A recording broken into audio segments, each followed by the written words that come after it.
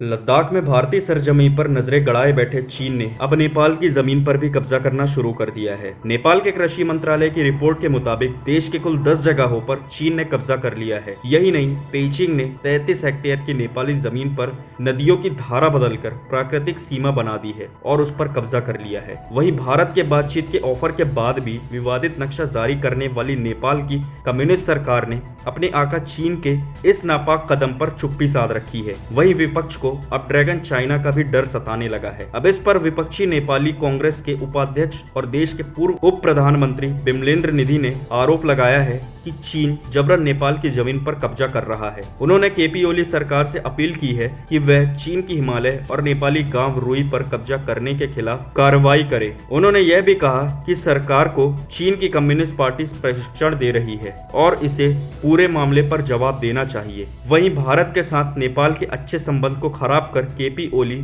तो चाइना की पूरे गोद में बैठ चुके हैं। साथ ही चीनी सरकार तिब्बत स्वायत्त क्षेत्र में सड़क नेटवर्क के लिए निर्माण कर रहा है, जिससे नदियों और सहायक नदियों का रास्ता बदल गया है और वे नेपाल की तरफ बहने लगी हैं। वहीं न्यूज एजेंसी ANI को मिले दस्तावेज में दावा किया गया है कि अगर समय रहते कोई सख्त कदम नहीं उठाया गया तो नेपाल की जमीन का एक बड़ा हिस्सा चाइना के अंडर में चला जाएगा। बता दें कि चीन के इस निर्माण कार्य की वजह से बगडरे खोला नदी और कर्नाली नदी का रास्ता बदल गया है और हुमला जिले में 10 हेक्टेयर जमीन पर अतिक्रमण हो गया है। नेपाल की 6 हेक्टेयर जमीन रसुवा जिले में सिंजेन, भुरजुका और जाम्बू खोला के रास्ते बदलने की वजह से अब वह अतिक्रमण में आ चुकी हैं। वहीं नेपाल के 11 हेक्टेयर जमीन पर चीन ने पहले ही तिब्बत में होने का दावा किया है। साथ ही सिंधुप्लचोक जिले में खरानी खोला और भोटे कोसी के रास्ते में हुआ बदलाव के चलते ये दावा किया गया है। दूसरी तरफ तिब्बत में चीन के सड़क निर्माण ने संखुवा सभा जिले में समजुंग खोला और अरुण नदी के रास्ते के चलते 9 हेक्टेयर जमीन पर कब्जा कर लिया है। इस दस्तावेज में कहा गया है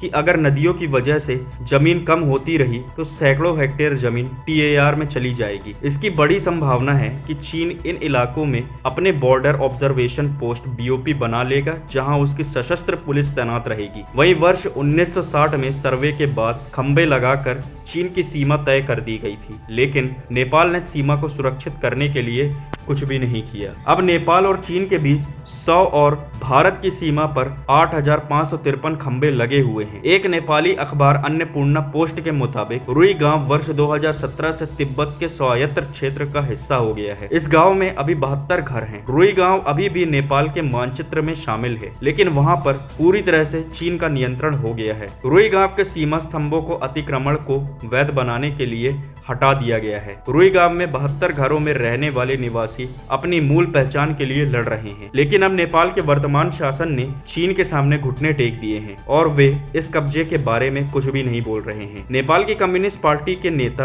अब भारत विरोधी बयानों और भारत विरोधी गतिविधियों का सहारा ले रहे हैं। नेपाल की सरकार अब चीन के इशारों पर भारत के साथ लगती सीमाओं और भारत के 3 गांवों पर अपना दावा ठोकते हुए विवाद पैदा करने में लगी हुई है। अब नेपाल हाल ही में एक नया नक्शा लेकर आया है जो पिथौरागढ़ जिले में भारतीय क्षेत्र के कुछ हिस्सों पर अपना दावा कर रहा है। वही चीनी अवैध कब्जे और नेपाली सीमाओं में बढ़ती घुसपैठ पर आपत्ति जताने के बजाय केपी शर्मा ओली सरकार अनावश्यक रूप से भारत की संप्रभुता में हस्तक्षेप करना चाह रही है। नए नक्शे के अलावा ओली सरकार गंडक बैराज में बांध की मरम्मत के काम में बाधा डाल रही है, जिसमें मानसून के दौरान बिहार में बाढ़ का खतरा पैदा होता है। सूत्रों ने कहा है कि यह भड़काने वाला कदम नेपाल द्वारा चीन के इशारे पर किया जा रहा है, जिसने संक्रामक कोरोना वायरस फैलाकर दुनिया को लाचार बना दिया है। चीन आक्रामक तरीके से अपनी विस्तारवादी नीति पर चल रहा है। वहीं भारत ने नेपाल के इस नए नक्शे को यह कहते हुए खारिज कर दिया कि यह ऐतिहासिक तथ्यों या सबूतों पर आधारित नहीं है। नेपाल के नए राजनीतिक मानचित्र में लिपुलेख, कालापानी और लिम्पियाधुरा क्षेत्रों में कुछ हिस्सों को शामिल किया गया है, जो हमेशा से भारतीय क्षेत्र में है। नेपाल की राष्ट्रपति विद्या देवी भंडारी ने कालापानी, लिपुलेख और लिम्पियाधुरा को शामिल कर नेपाल के नक्शे को बदलने के लिए संविधान संशोधन विधेयक पर पिछले हफ्ते ही हस्ताक्षर किए हैं। इसके साथ ही नए नक्शे को लागू करने की प्रक्रिया आधिकारिक रूप से पूरी हो गई है। बता दें कि भारत और नेपाल के बीच रिश्तों में उस वक्त तनाव दिखा जब रक्षा मंत्री राजनाथ सिंह ने 8 मई को उत्तराखंड में लिपुलेख दर्रे को धारचूला से जोड़ने वाली राजनीतिक रूप से महत्वपूर्ण 80 किलोमीटर लंबी सड़क का उद्घाटन किया, जिस पर नेपाल ने इस सड़क के उद्घाटन उद्घाटन पर तीखी प्रतिक्रिया देते हुए दावा किया कि यह सड़क नेपाली क्षेत्र से होकर गुजरती है। फिर भारत ने नेपाल के दावों को खारिज करते हुए दोहराया कि यह सड़क पूरी तरह से उसके भूभाग में स्थित है। तो पीपल्स, आपकी क्या राय है इस बारे में मुझे नीचे कमेंट बॉक्स में बताएं। साथ ही इससे जुड़ी सारी जानकारी और अपडेट्स पाने के लिए जुड़े रहें हिंदुस्तान मिरर के साथ। धन्यवाद।